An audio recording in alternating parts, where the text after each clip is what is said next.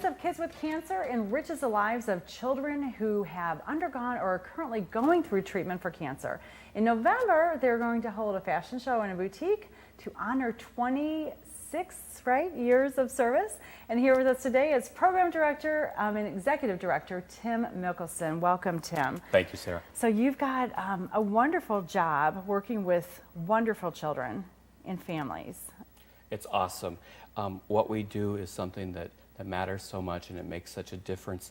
And we try to, really stay behind the scenes and watch and help and provide what the doctors do not provide, the support that helps the family and the child with their emotional, educational, and recreational needs, so that we can take care of the body, the spirit, the soul. I mean, we say we help them think, feel, and smile as they work their way toward a future. Yeah, and that's awesome. And these children are darling. We've had some of these kids on the show in the past talking about this annual event, which is so much fun. And we're going to talk about that in a minute. Let's talk more about Friends of Kids with Cancer. So tell us a little bit about the history of the organization, what your mission is, how people who are going through this right now in their own families, how they can reach out for help.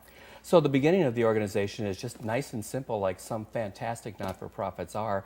You had 3 ladies in 1992 who had this dream, this idea that kids going through cancer treatment needed something to think about, to hold on to, not cancer, something that made life feel a little bit normal, something that gave them a reason to smile. And so they came up with a simple idea of having a toy closet when they came in for their treatments. So these women, they worked for a doctor's office?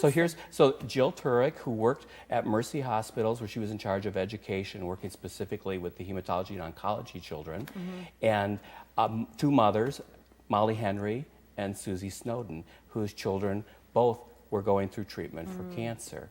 And the idea was just simply that after your treatment, which can be not always a lot of fun and hard, especially for a young person, it can hurt too, that they would get to pick something out of the closet so that they could leave that session with a smile on their face. Yeah, and that for kids, that's becomes the focus of that visit, is that surprise at the end.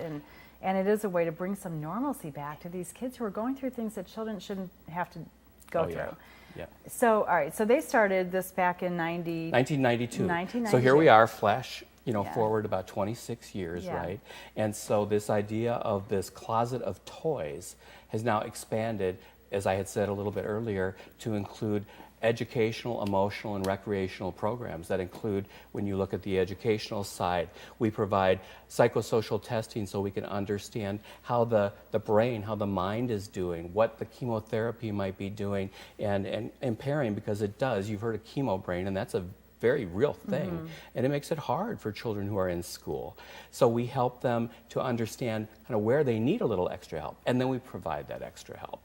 That could be tutoring, that could be tools that they will use, tricks and ideas, ways to improve their memory, because some of the impact will include a decrease in processing speeds perhaps, a loss of the ability to transfer effectively from short-term to long-term memory, a cognitive exhaustion that can happen sometimes during the course of a day, where your brain just kind of gets tired, and maybe you're doing great, and then 1 o'clock, 2 o'clock in the afternoon rolls around, and boom, it's hard to learn. The brain doesn't accept anymore. So helping these children understand that, and their families to understand what all this treatment is doing to them.